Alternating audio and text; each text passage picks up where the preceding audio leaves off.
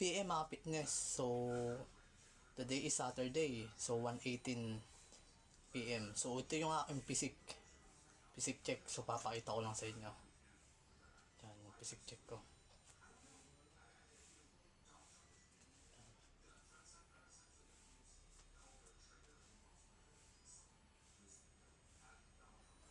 Yan. So, ito yung aking physic. Yan. So, medyo bumaba yung ating body fat mga fitness. So, ito yung pinaka-seratos. So, nag-shape na siya dito.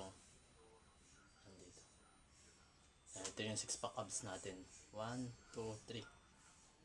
So, 6-pack abs. Yan. So, ito yung aking physique. So, perflex ko lang yan. Yan. So, bakit nakasuot ako nito? So, gusto ko lang isuot itong aking ID. Yan. So, pag nag-flex ako yan, mga fitness.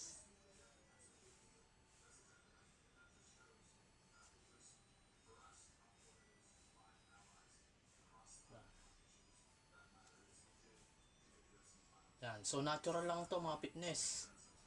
So, walang supplement.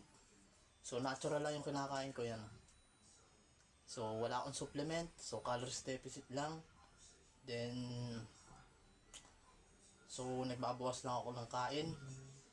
So, hindi ako nagtatrack sa MyFitnessPal.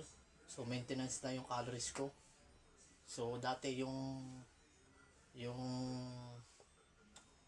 nag-bulking ako nasa 58 kg to 60 kilos ako. Ngayon, nasa 46 kg na lang ako mga fitness yan. So, ito yung aking physique. So, natural lang yan.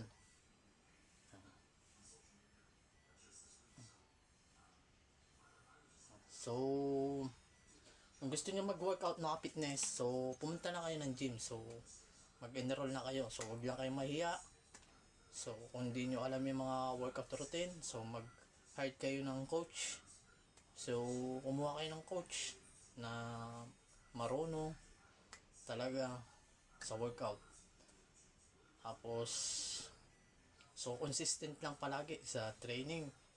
So, pag beginner ka, yung tamang weight lang, yung based on dun sa timbang mo. So, wag masyadong mabigat. So, proper buhat and so, yung tamang pagbubuhat lang. Then, wag masyadong mabigat. So, then, aralin mo lang yung mga proper technique ng pagbubuhat.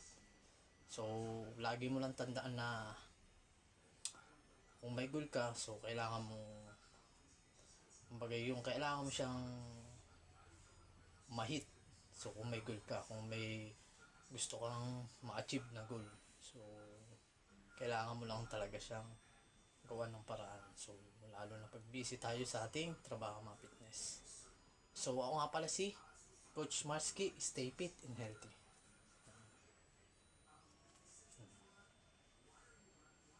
Thank you.